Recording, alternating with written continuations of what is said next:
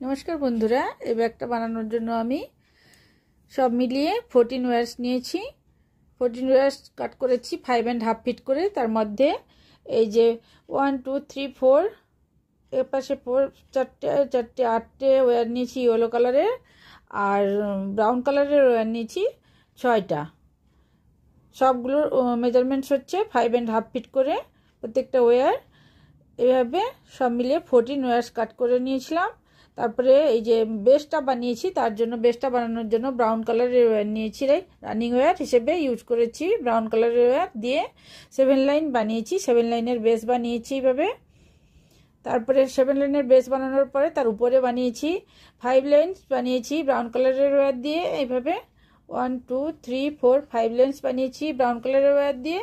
তারপরে এই যে ইয়েলো কালারের ওয়্যার দিয়ে বানিয়েছি 5 লাইন্স, আবার 1 2 3 4 5 লাইন্স বানিয়েছি ইয়েলো কালারের ওয়্যার দিয়ে।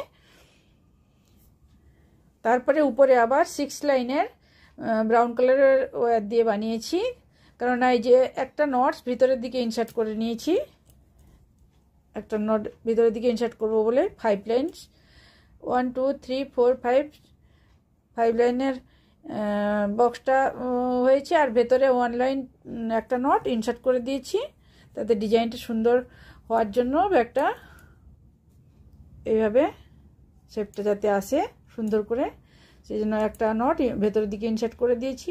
আর এইভাবে ডিজাইনটা হয়েছে বন্ধুরা। তারপরে এই যে নর্মাল নট হ্যান্ডেল বানিয়েছি।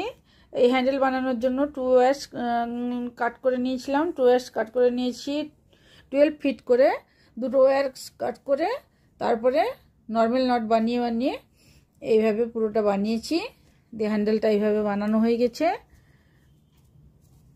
এক পাশে দুটো ওয়্যার নিয়েছিলাম আর এক পাশে দুটো, সব মিলিয়ে 4টে ওয়্যার লেগেছে 12 ফিট করে। দিয়ে এইভাবে নর্মাল নট হ্যান্ডেল বানানো হয়েছে বন্ধুরা। ব্যাগটা কেমন হয়েছে প্লিজ জানাবেন কমেন্ট করে বন্ধুরা। আর যদি ভালো লাগে ভিডিওটা তাহলে প্লিজ লাইক করবেন, কমেন্ট করবেন, আর চ্যানেলটাকে সাবস্ক্রাইব করবেন বন্ধুরা। অনেক অনেক ধন্যবাদ ভিডিওটা দেখার জন্য। Thank you.